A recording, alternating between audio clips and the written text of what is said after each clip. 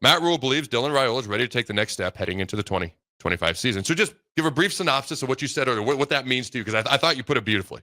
Yeah, so I just think that, you expect a jump from freshman to sophomore year, and I think you just expect more to be put on his shoulders. Obviously, with this new offense, I think it looks like at least a lot of the transfer portal moves, bringing in Dana Holgerson, a lot of this is being built around Dylan Raiola, so he needs to take that next step.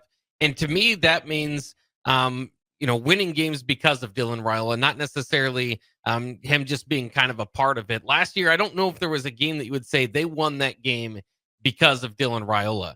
Even the Wisconsin game, I think he had one touchdown pass and didn't throw any, a ball longer than 30 yards. A lot of it was Emmett Johnson kind of, out of the backfield. So I think that's just the next step for Dylan Raiola.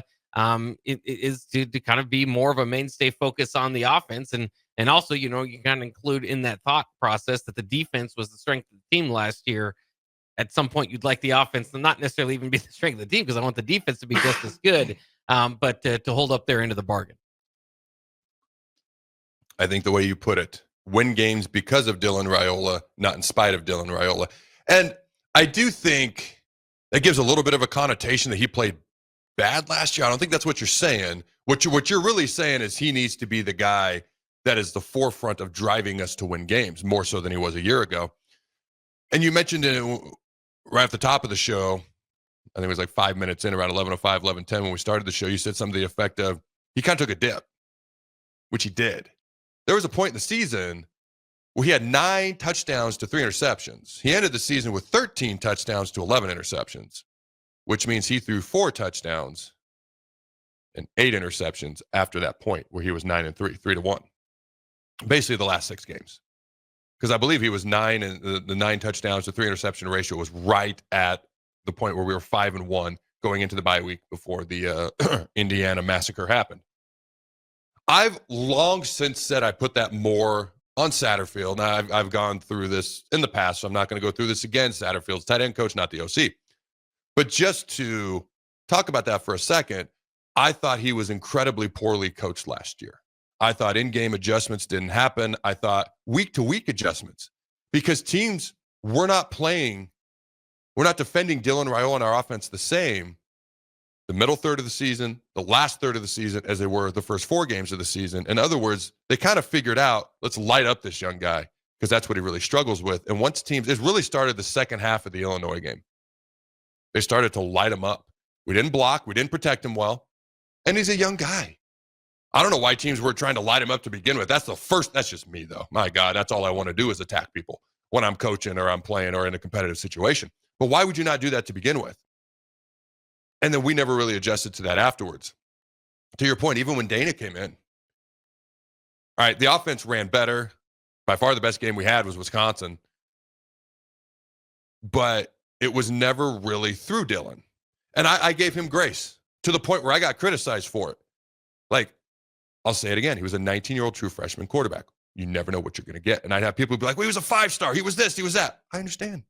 You can't speed up the clock no matter how much you want to. Now you're an experienced quarterback. In fact, and I've said this before, he started more games, played more snaps, threw more passes than any other true freshman quarterback in America last year.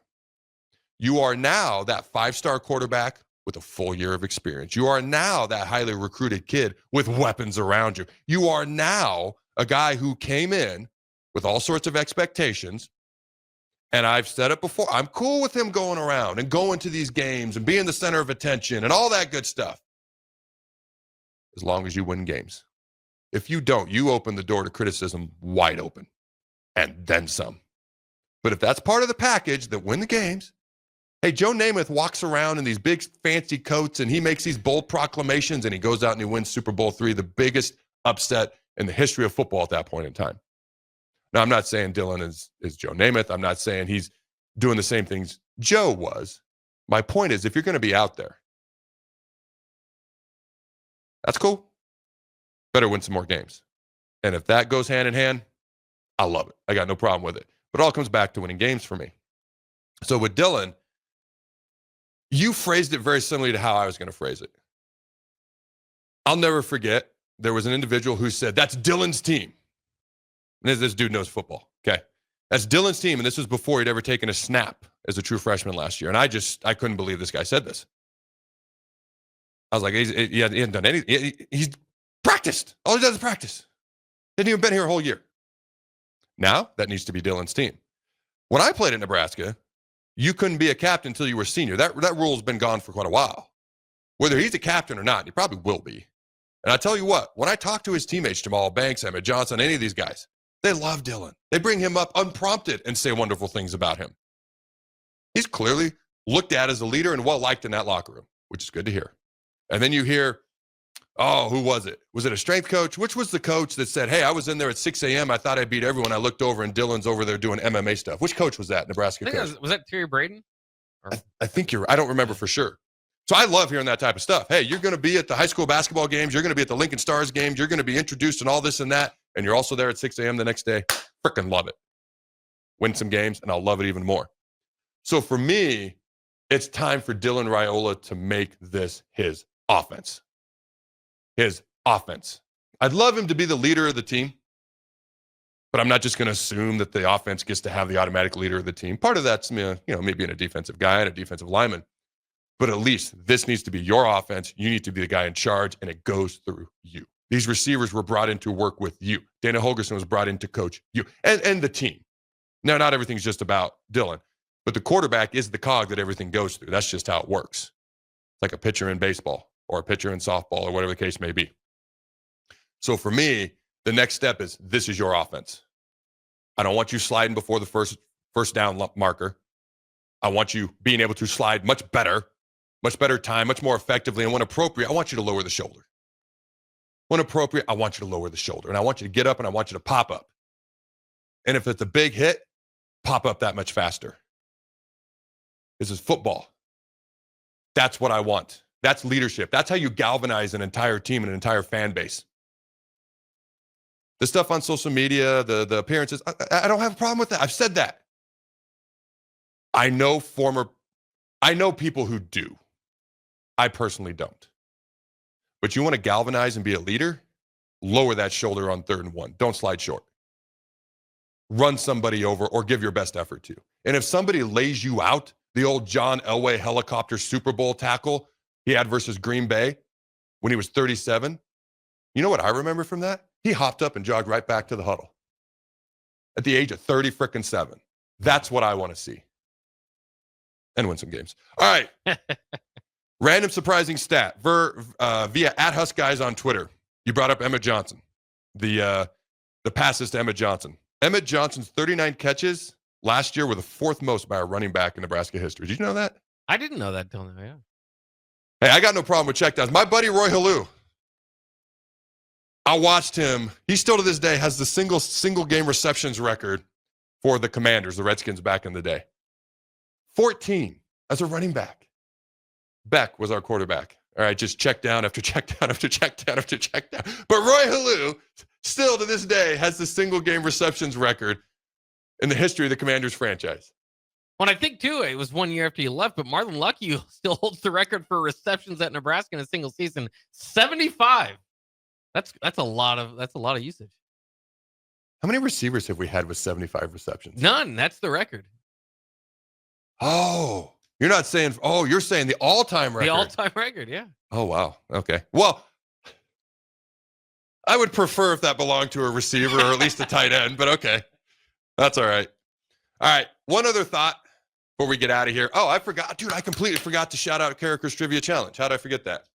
All right. Carriker's Trivia Challenge is back, at least for today. Then we'll get to our final thought before we go to a break. But if you're interested, coming on air, having some fun, taking on yours truly. You get 3 questions. I get 3 questions. If necessary, a tiebreaker.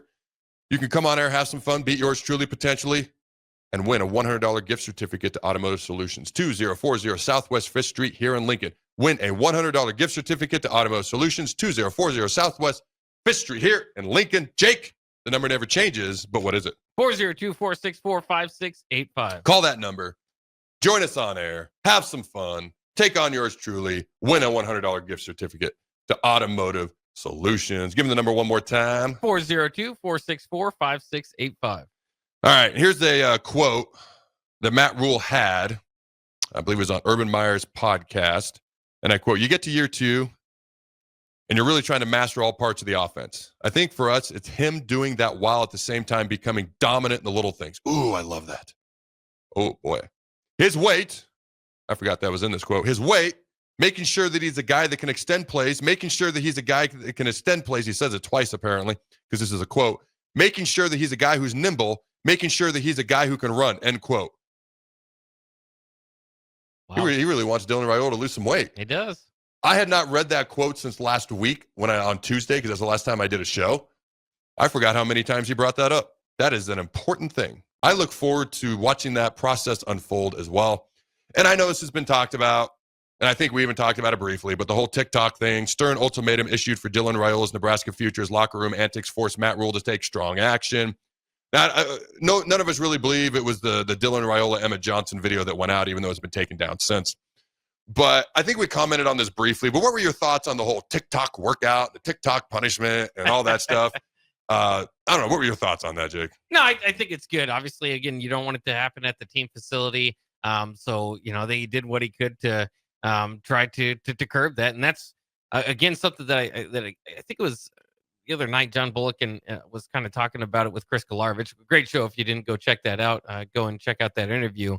But he said that Matt Rhule does a good job, where some coaches just want to be your friends. He can be that guy, but he's also, if there's something going on that's not, worthy of being in your football program, or the way he doesn't want his leaders to act, he'll go and correct that. So, sometimes you want to be, do you want to be a player's coach? Do you want to be, Matt Rhule is all encompassing. And I think that's, you see part of his strength here, where it's a little bit of fun, right? I think freshmen still did some TikTok dance type of stuff. So a little bit of fun, but a lot of, a little bit of punishment. And now the rules are made clear. The best coaches I ever had were the coaches that could rip into you like a monkey on a cupcake. And as you're walking off the field, or you're walking out of the weight room, or they see you in the hallway, they put their arm around you. And you know that they genuinely care, and they're just trying to get the best out of you. Like, those were the best coaches I ever had. I feel like that is Matt Rhule's approach, and I feel like that's how he's able to relate to players a lot. With the whole TikTok workout, we did talk about this. And you don't do those things at the facility. Matt Rhule's made that clear. He's laid down the law. He's let them know everything that you said. I also thought it was interesting. None of the headlines ever said Matt Rhule holds players accountable. Matt Rhule, it was always the TikTok workout was in there, because that was the clickbait headline. That was the interesting, like, what? TikTok workout? What does that mean? That was something that just kind of made me chuckle. It was in every headline that I saw. I didn't see a single headline about this without the words TikTok workout in there. Eye-catching.